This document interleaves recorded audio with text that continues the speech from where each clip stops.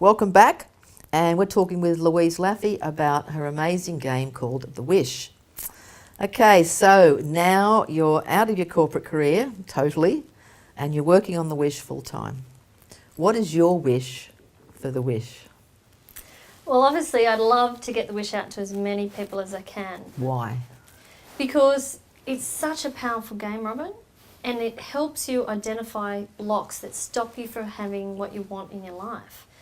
And the power about it is that you can actually clear those blocks very easily and effectively, just simply playing a game. And having fun? Having fun. With friends? Talking to your friends. Partners? Absolutely. It's one of those fantastic tools that takes all the things that you've learnt in having read all those books and watching the DVDs. Mm-hmm. And it takes you from being an observer to actually being a participant in your life in a really simple, easy and fun way, and you're having really effective results at the end of it. Can you play it on your own? Can you play it every day? Yeah, absolutely. I play The Wish every day. Mm-hmm. I have one set up in my house all the time, Mm-hmm. and people who know me will be part of my Wish experience sometimes if they come to my house, and they'll be part of it in that they play maybe a couple of rounds with me, or they'll pick some cards. And yeah, I play every day.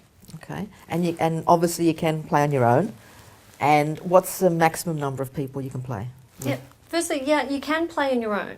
But one of the things we really encourage you to do is to play with other people. Mm-hmm. And the reason for that is that often other people can see the things you can't see yourself. Mm-hmm. So they can give you another perspective. They can guide you about interpretation of the cards so that you can have a new look at what maybe is blocking you in terms of fulfilling your wishes. Okay, and that's an important part of it, isn't it? Getting someone else's perception who's playing the game with you. Yeah, it's very helpful because it's about letting people help you, because that's the idea here, is let people help you. We often think we've got to do all these things on our own, and in fact, when we bring other people in to help us, that's when it's actually easier. But we all tend to like to do it just our way. So if you're open about the feedback that you're getting, then often you'll make bigger shifts. Okay, would you call it another healing modality? Yeah, I call it a completely new modality. Okay. The Wish helps you really take a snapshot of your life, of where you're at the moment, Mm-hmm. and it does it in a different way by helping you clear blocks. It's very focused on that. Okay.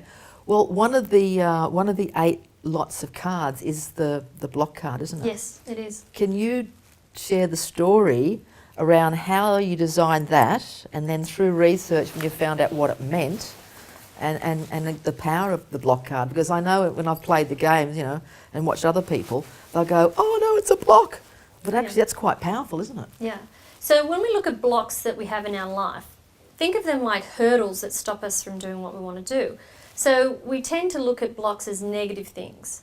So we can look at it as negative beliefs or past behaviours or poor habits that we feel aren't helpful in our life. But when we designed the game, what I got very clearly was blocks can also be looked at as very helpful because they'll show you where you are stopping yourself. So in fact, they're actually foundations and building blocks to help you move forward in your life and to get what you're really trying to achieve.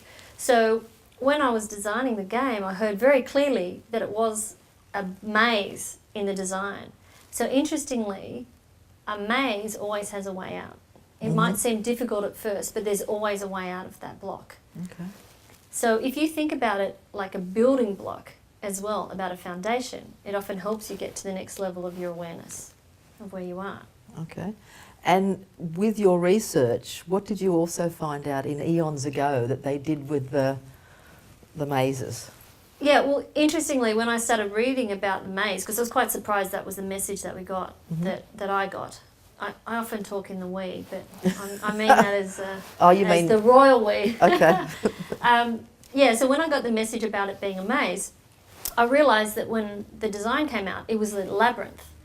And when I suddenly studied about labyrinths, because I didn't know much about them, Robyn, so I went back and I researched about them. And it seems that in the old days, people understood that labyrinths were a way of unlocking your unconscious mind to opening it up.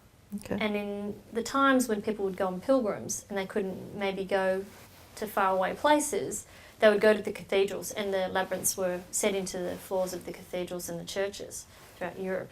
And so people would go and they'd walk the labyrinth, and it was a way of unlocking the blocks in the unconscious mind. So you had more awareness, spiritual awareness.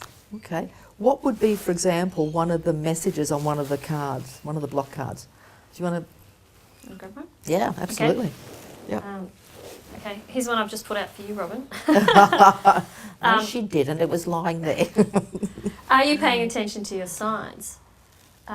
So what might happen for you, you might have been given several signs during your day or along the way in your life that you've actually not taken notice of. Things where you've been told, dead end, not a way to go, this isn't working out, or things just never get to the next level, and we all know those experiences. So when you look at that card, it's about relating it back to your wish. For every card, you relate it back to your wish. Always. Always. Okay. So how does it relate to your wish? Yep.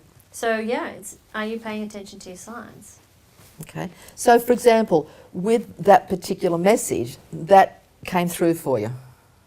Every single message that I got, every line of every card came through to me. And how many cards are there altogether? 398. So you got 398 messages. Did you ever have to fine-tune any of them? Yeah, absolutely. Yep. So what happened when they first came through, I got conscious streams and lots and lots and lots of messages. I think I started with a couple of thousand messages. And then I got told very quickly which ones were the stronger ones that were going to be there. Okay.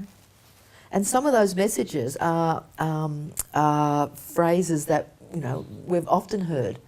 So it's like you've even been given messages of stuff that's already, you know, been out there as little quotes or whatever. Oh, absolutely. That's fascinating. A lot of it is age-old wisdom. Yeah. So it's being repeated. Yeah. Some of those most powerful sayings that we've always known, you know, it's that wisdom that's come through the ages. It's the same messages coming through, but there's also a lot of new messages that are coming into this new stage of our lives that are probably more appropriate for modern time. Okay. Is the wish always evolving? I mean, are you constantly making changes with it? The framework of the game itself isn't changing, but I'm finding the game's getting more powerful. The more the people are playing it, the more the momentum's growing. Okay, 100th monkey stuff. Yeah, very much so. Yeah, okay. Even myself, personally, the more I clear my blocks about the wish getting out there, the clearer it is, the clearer the message. You know, I'm having opportunities like speaking with you and doing other media events and just getting out and explaining it to a lot of people. Okay. So the block is one of the 8 lots of cards. Let's just briefly go through the other 7. What's the other 7 lots of cards? You have abundance cards. To do with? Abundance in your life, being able to create prosperity and freedom in your life. Be that, a lot of people think about that just in terms of money, but it's not. It's in all areas of your life. So it's about prosperity in your health, in your career, about life purpose, anything. Learning how to really step into that abundant way of thinking. Okay. You've got the blocks. You've got creativity and freedom.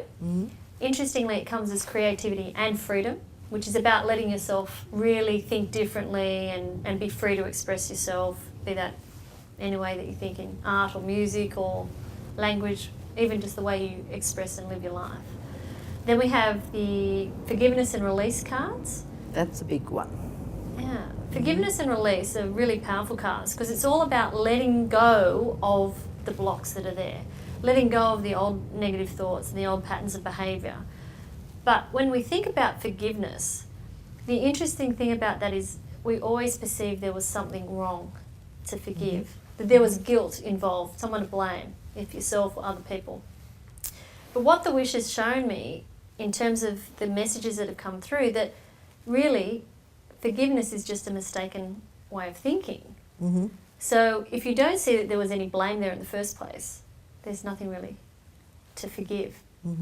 But it's about forgiving and letting go. It's the second part of it. Well, it's like that forgiving, isn't it? Exactly Yeah. right, exactly right. Yeah. And then we have the intention cards. Interestingly, that came to us as a key. And like a key, you can lock or unlock, can't you? So when you think about your intention can either be positive and helpful, or it can be negative and unhelpful. Okay. So it can go both ways there. Okay.